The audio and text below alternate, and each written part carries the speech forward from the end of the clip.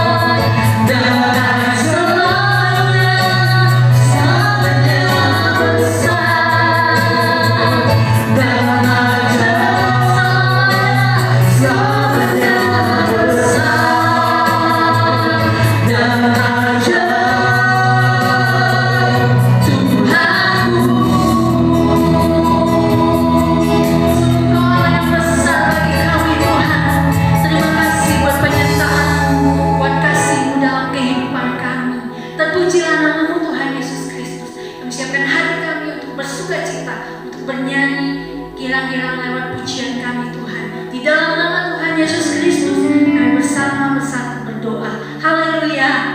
Amin. Jemaat Tuhan, kita bersuka cita karena kasih Tuhan selalu ada dalam kehidupan kita. Amin. Mari bersama-sama kita menaikkan pujian kita, gilang-gilang kita, sukacita kita kepada Tuhan, karena Tuhan menyertai hidup kita. Haleluya. Terima kasih Yesus. Badai topan dunia, Tuhan lapangkan dunia.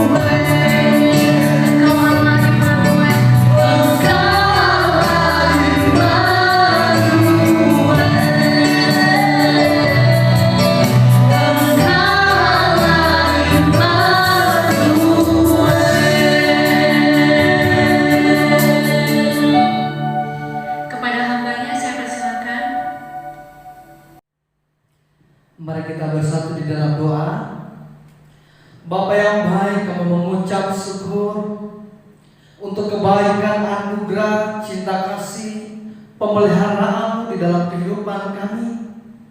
Sehingga hari ini Tuhan, kami boleh kembali mendapat kesempatan untuk merenungkan firman-Mu, mendengarkan sabda-Mu, sehingga kami boleh semakin mengenal Engkau, memahami kehendak, pesan, dan rencana-Mu atas setiap kami pribadi lepas pribadi.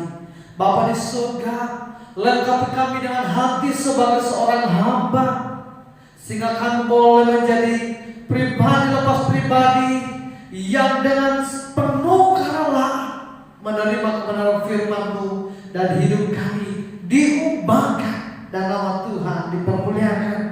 Semua yang dicintai dan diberkati oleh Tuhan, sama-sama kita katakan amin. Haleluya. Bapak Ibu semuanya, selamat hari Minggu. Dan hari ini saya senang sekali bahwa bisa menyapa Bapak Ibu semuanya, bisa melayani Bapak Ibu semuanya. Untuk itu mari siapkan hati, siapkan seluruh kehidupan kita, sehingga kebenaran hari ini menjadi kebenaran yang menguatkan, memberkati, memulihkan, dan menjadi jawaban serta jalan keluar atas setiap keadaan kita hari-hari ini.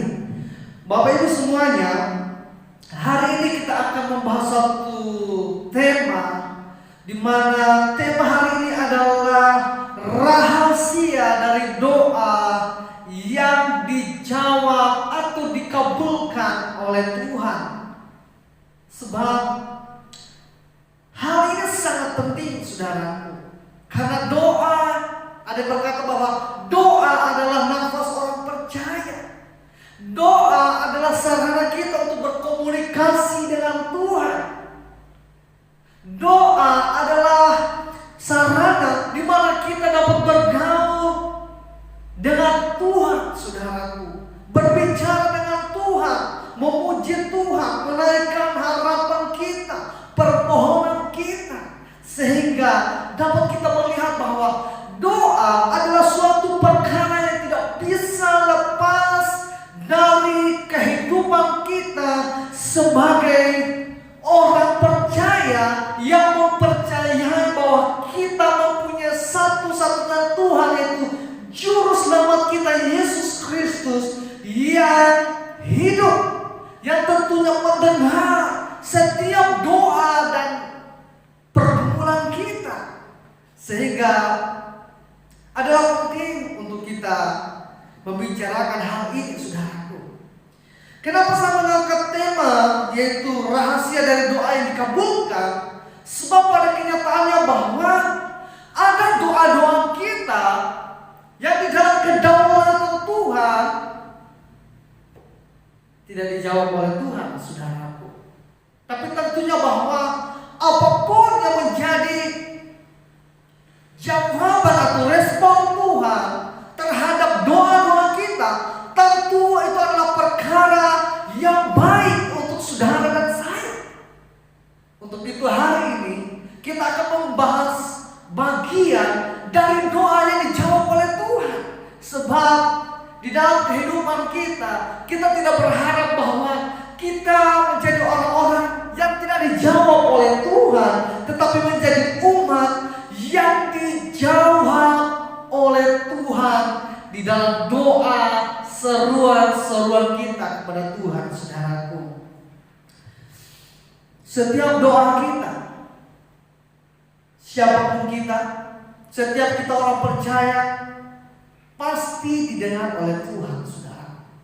Saya ulangi bahwa siapapun kita, setiap kita orang percaya yang berdoa kepada Tuhan, itu didengar oleh Tuhan, saudaraku.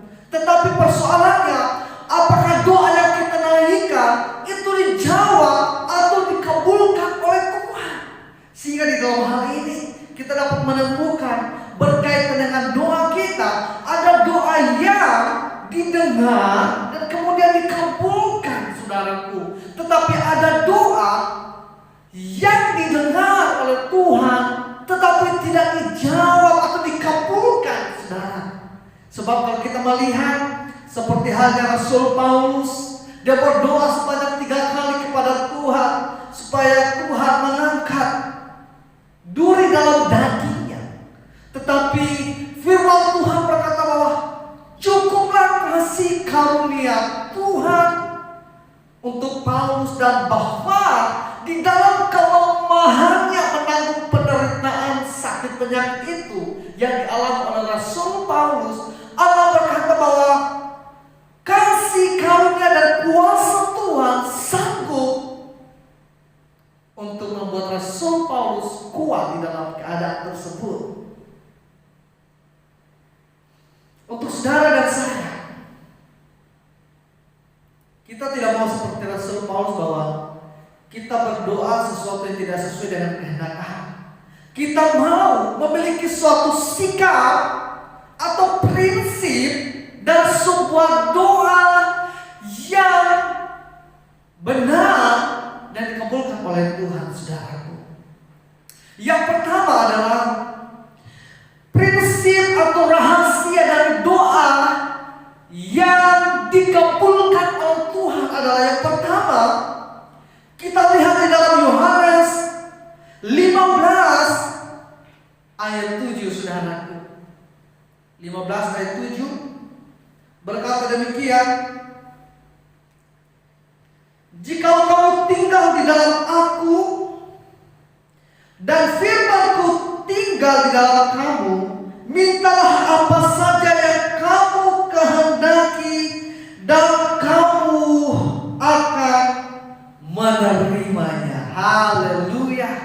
Saudaraku, kalau kita melihat ayat ini, kita langsung tertuju kepada sebagian dari kalimat ini adalah, mintalah apa saja kamu akan mendapatkannya. Banyak kita yang fokusnya hanya ke bagian ini, saudaraku, bahwa apapun yang kita doakan, apapun yang kita minta, itu pasti dikabulkan oleh Tuhan.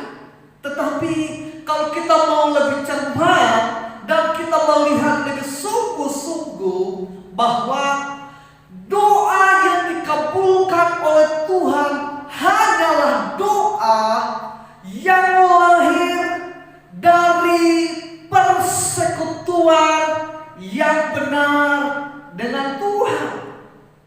Sebab kita lihat ayat 17 diawali dengan suatu pernyataan bahwa jika kamu tinggal di dalam aku dan firman-Ku tinggal di dalam kamu.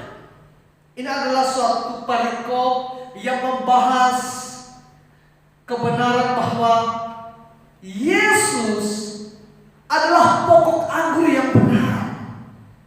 Saudara dan saya, orang-orang percaya, adalah ranting-rantingnya.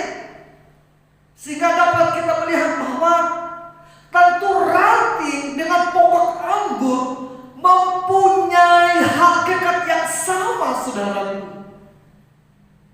Mempunyai kualitas yang sama, mempunyai kebenaran yang sama, ukuran yang sama. Sebab Alkitab berkata bahwa kalau pohonnya baik, tentulah hasilnya juga baik. Adapun buah dihasilkan oleh ranting-ranting, saudaraku. Jadi, yang mau ditekankan dari suatu keadaan atau kenyataan bahwa yang memungkinkan saudara dan saya memiliki doa yang dikabulkan oleh Tuhan adalah kalau ternyata kita tinggal di dalam Tuhan dan firman-Nya ada dalam kehidupan kita. Ada suatu persekutuan yang intim, saudaraku. Kalau kita melihat hubungan suami istri, ketika mereka hidup bersama dalam jangka waktu tertentu, mereka akan saling mengenal. Mereka akan semakin mengetahui apa yang tidak dikehendaki atau yang tidak senang oleh suami atau oleh istrinya atau oleh pasangannya. Sehingga di dalam kehidupan mereka, pasti mereka akan menghindari hal-hal yang menyinggung, yang mengecewakan, yang menyakiti pasangannya, saudaraku. Begitupun yang dimaksudkan oleh Tuhan di dalam hal ini. Kalau kita mau mempunyai doa yang dikabulkan oleh Tuhan, seharusnya doa tersebut lahir dari suatu pengenalan akan Tuhan yang benar. Sebab kalau firman Tuhan ada dalam hidup kita, tentu kita tidak akan mendoakan hal-hal yang tidak baik. Tentu kita tidak akan mendoakan hal-hal yang tidak berkenan atau tidak sesuai dengan firman Tuhan, saudaraku. Sehingga di dalam hal ini kita dapat melihat bahwa begitu penting saudara dan saya untuk memiliki hubungan pribadi dengan Tuhan, memiliki suatu hubungan yang harmonis dan baik dengan Tuhan, sehingga pada akhirnya dari pengenalan dan hubungan yang baik tersebut kita mempunyai keinginan, harapan, kehendak yang sesuai dengan firman Tuhan atau kehendaknya. Sehingga pada akhirnya apapun yang kita doakan, apapun yang kita panjatkan kepada Tuhan, pasti tentunya sesuai dengan kehendak Tuhan. Pasti tentunya itu menyenangkan hati Tuhan, saudaraku. Sehingga kalau hari ini kita tidak lagi giat untuk membangun hubungan dengan Tuhan,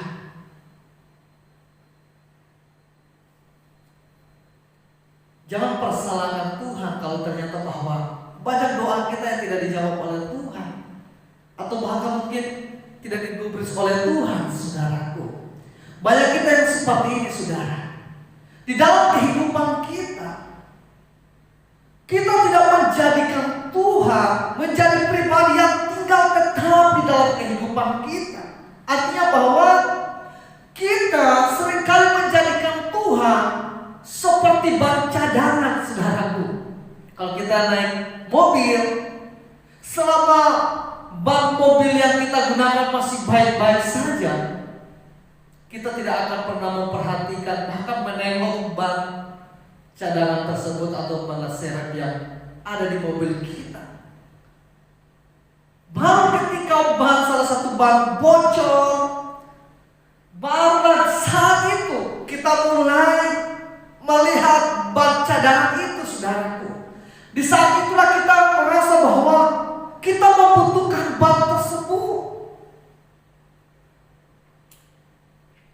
Padahal ketika Alkitab berkata bahwa akulah pokok anggur dan kamulah ranting-rantingnya.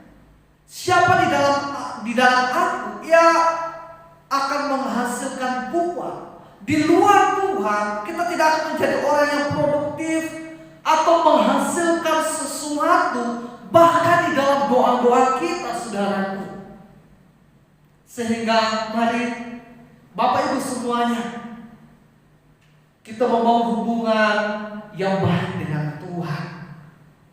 Ranting tidak bisa hidup tanpa terhubung dengan pokok anggur. Seperti itulah kehidupan saudara dan saya. Kita tidak bisa hidup tanpa Tuhan. Ranting harus selalu terhubung, saudaraku. Tidak pernah tidak terhubung. Pasti selalu terhubung. Dan itulah maksud Tuhan bahwa jika kamu tinggal di dalam aku dan firman-Ku di dalam kamu, artinya bahwa suatu persekutuan yang terjadi terus-menerus, maka mintalah apa saja yang kamu kehendaki dan kamu akan menerimanya, saudaraku. Itu adalah janji Tuhan untuk saudara dan saya.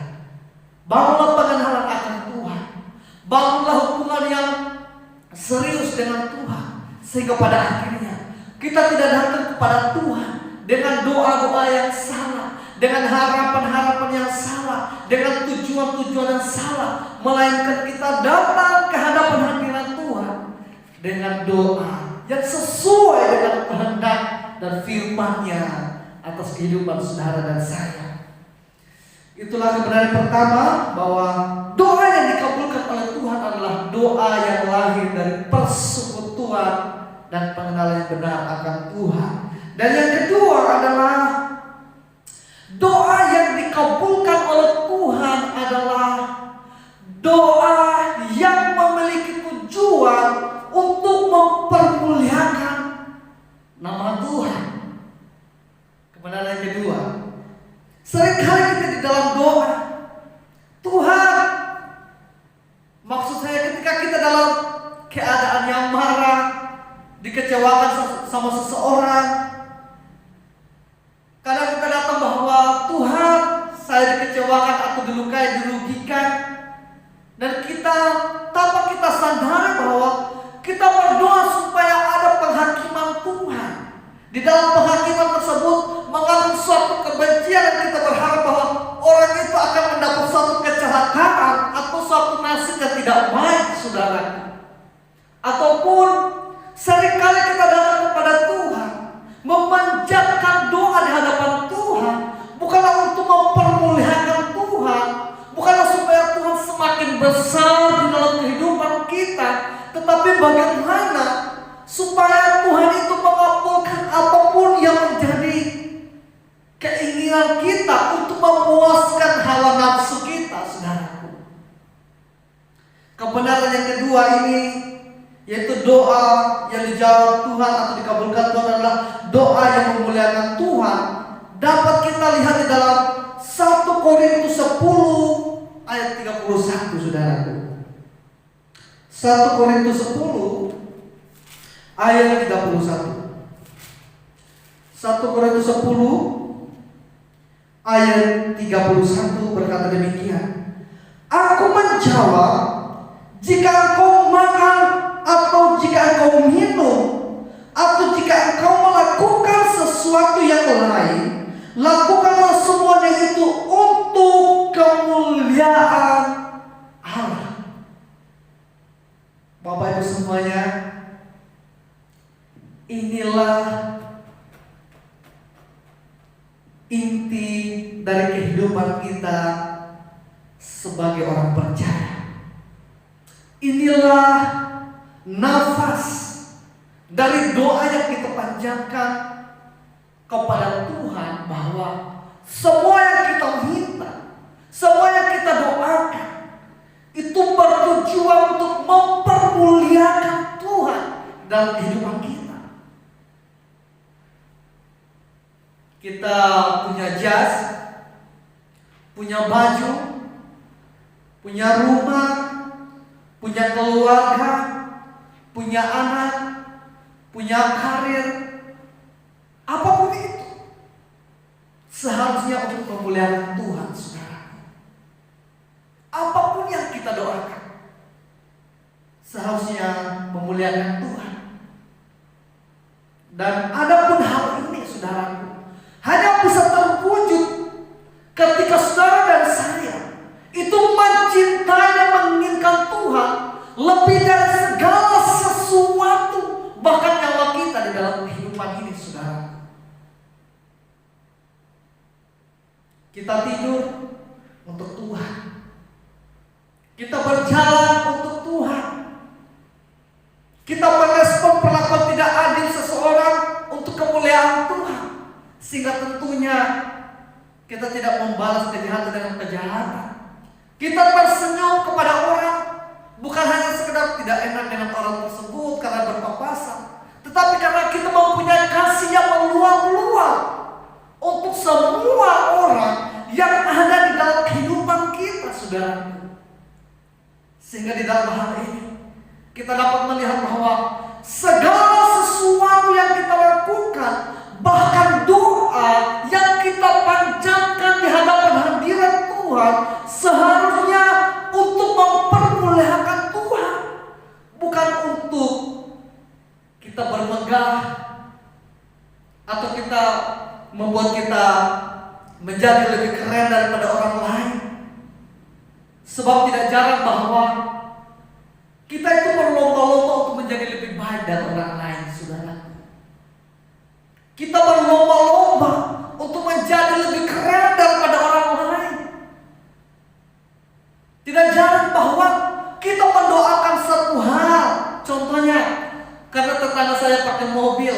kita doakan untuk pakai mobil, untuk mendapatkan mobil. Maksud saya, kita bekerja dan kita berdoa supaya bisa beli mobil. Itu tidak salah bahwa kita memiliki mobil sebagai sarana, saudaraku.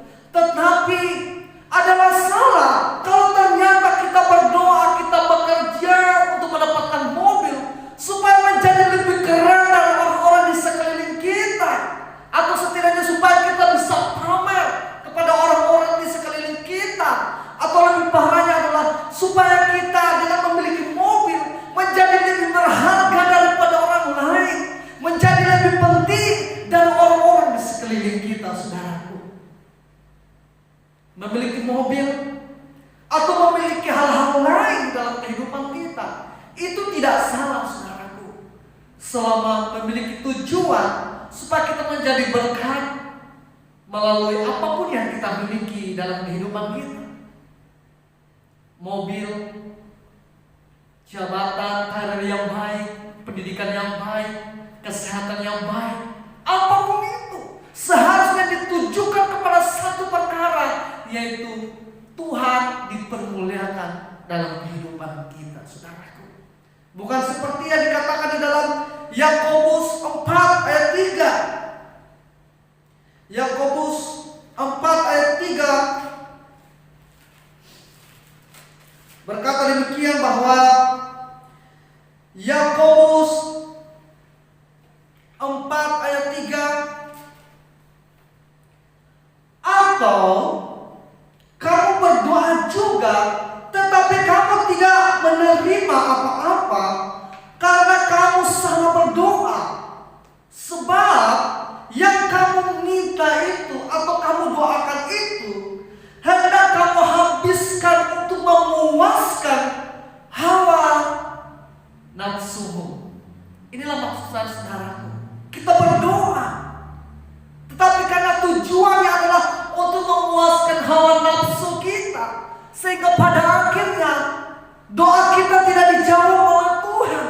Dan kemudian fatalnya adalah kita menjadi kecewa dengan Tuhan, saudaraku. Ada suatu kejadian di mana dalam suatu ketika, dan ini adalah kisah nyata, saudaraku, ada suami istri beragama Kristen. Mereka memiliki anak tunggal. Pada umur tertentu anak ini meninggal, saudara. Ketika meninggal, mereka berdoa kepada Tuhan. Mereka memohon kepada Tuhan.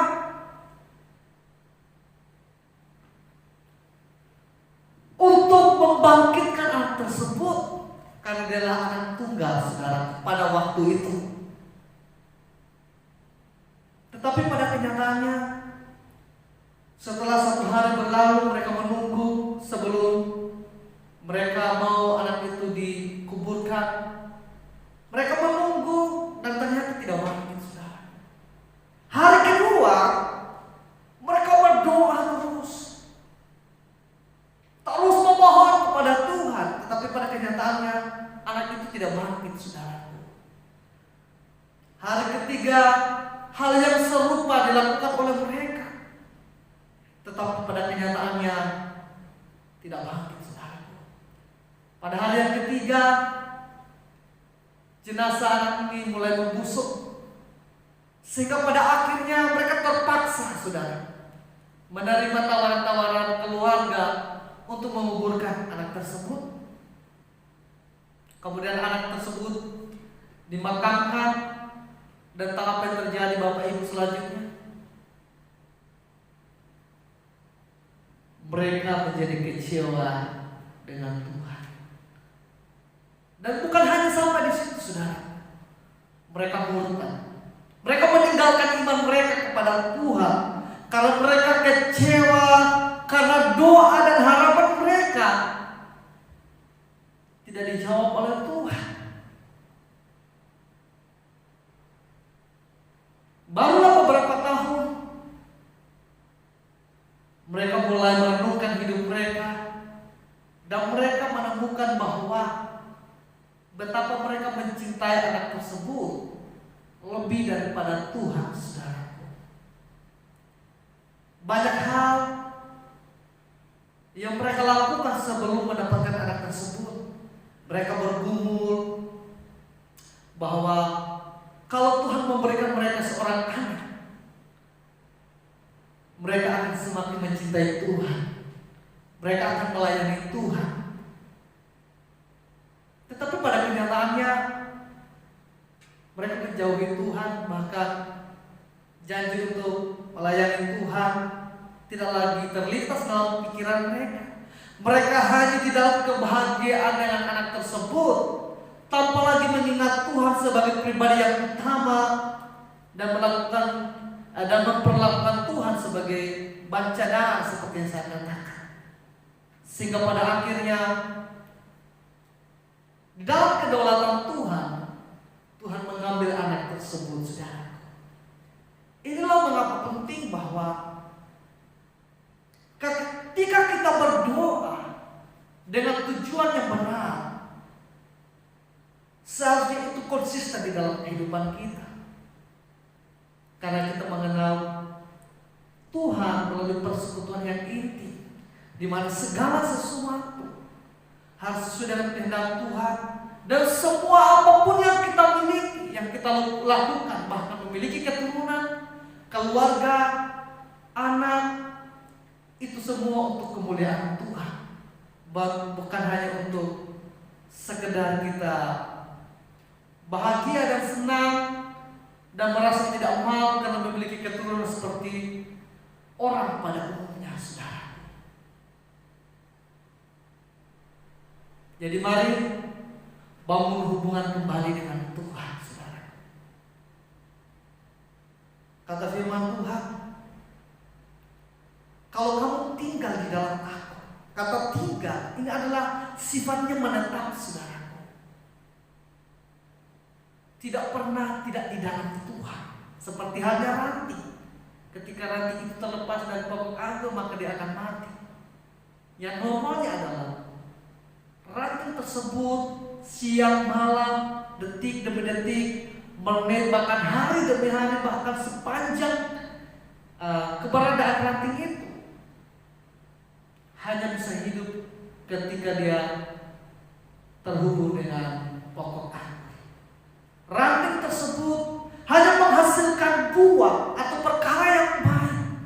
Di dalam hal ini kehendak, pikiran, perasaan, motivasi yang baik hanya dihasilkan ketika ranting tersebut ada dalam persekutuan yang tetap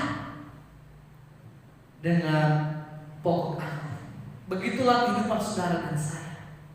Hanya ketika kita melekat kepada Tuhan, maka apapun yang kita doakan, apapun yang menjadi harapan kita, apapun yang kita panjatkan, akan sesuai dengan kehendak Tuhan dan akan dikabulkan oleh Tuhan. Kalau ternyata kita ada dalam persekutuan yang terus menerus dengan Tuhan dan bukan menjadikan Dia pemain cadangan atau ban cadangan seperti itu, melainkan Dialah yang terutama di dalam kehidupan kita. Yang kedua adalah mari hiduplah untuk kemuliaan Tuhan. Hiduplah untuk menyenangkan hati Tuhan. Hiduplah untuk kepentingan-kepentingan Tuhan. Mari kita menginginkan dan mengasihi Tuhan lebih dari segala sesuatu di dalam kehidupan kita, sehingga pada akhirnya apapun yang kita lakukan, baik makan, minum, atau melakukan hal yang lain, dalam hal ini berdoa, itu sesuai dengan kehendak Tuhan. Sebab untuk Tuhanlah kita hidup, untuk kemuliaan Tuhanlah kita hidup, bukan untuk diri kita sendiri, bukan untuk memuaskan nafsu, hawa nafsu kita di dalam harapan dan doa-doa yang kita panjatkan kepada Tuhan, melainkan doa yang kita panjatkan adalah untuk mempermuliakan nama yang kita doakan semuanya untuk mempermuliakan nama Tuhan. Doa-doa yang kita panjatkan, semua doa yang kita utarakan, semua tujuannya untuk mempermuliakan nama Tuhan.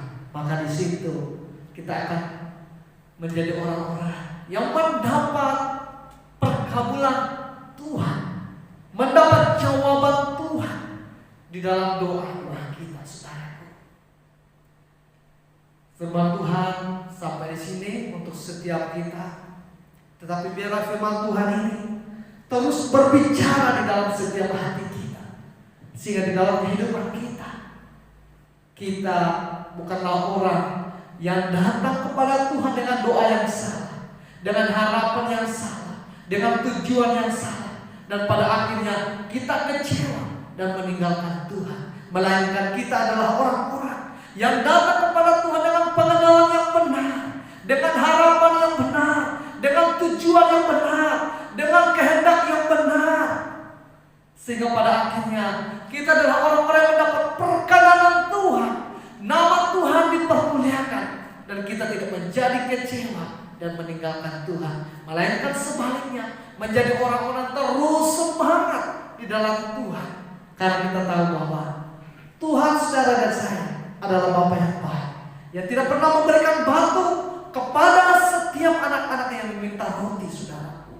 Dia adalah Bapa yang baik, yang tidak akan memberikan suatu kejahatan untuk saudara dan saya, melainkan hanya memberikan yang baik untuk saudara dan saya. Untuk itulah mari kenali Tuhan saudara, kenali kehendaknya, maksud saya pahami kehendaknya, sehingga pada akhirnya hidup kita semuanya diarahkan kepada penggenapan kehendak Tuhan, sehingga kehidupan kita diarahkan kepada mempermuliakan Tuhan di dalam kehidupan kita. Mari kita bersatu di dalam doa.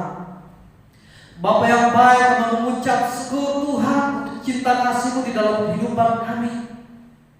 Bapa di surga, tolong kami Tuhan untuk di dalam kehidupan kami dengan rendah hati menerima Engkau sebagai satu-satunya Tuhan di dalam kehidupan kami.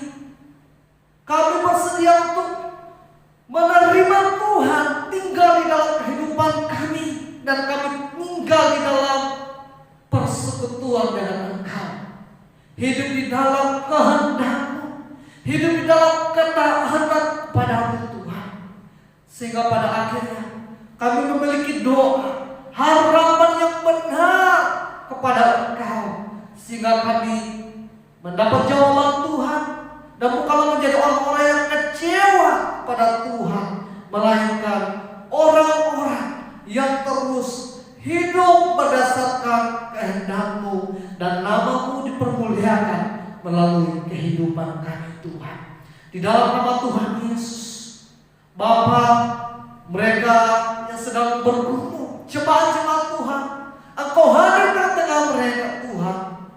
Wahyukan kebenaran-Mu bagi mereka, sehingga mereka boleh berdoa dengan benar, memiliki tujuan doa, tujuan hidup yang benar di dalam kehidupan mereka Tuhan, sehingga mereka boleh mendapat jawaban, sehingga mereka mendapat perkabulan doa daripada Tuhan, dan nama Tuhan dipermuliakan melalui jawaban-jawaban doa yang Tuhan berikan di dalam kehidupan mereka Bapa. Di dalam nama Tuhan Yesus, kami mengucap syukur kepada Engkau, Bapa yang baik, yang tidak pernah tidak mendengar seruan kami, dan selalu memberikan jawaban yang terbaik menurut kehendak-Mu dalam kehidupan kami. Dalam nama Tuhan Yesus kami mengucap syukur. Haleluya. Amin. Baik jemaat Tuhan, kita sudah mendengarkan kebenaran firman Tuhan, dan kita akan mengakhiri ibadah kita pada hari ini, dan kita tetap kuat di dalam Tuhan. Amin. Sama-sama kita naikkan pujian, kami memuji kebesaran-Mu. Memuji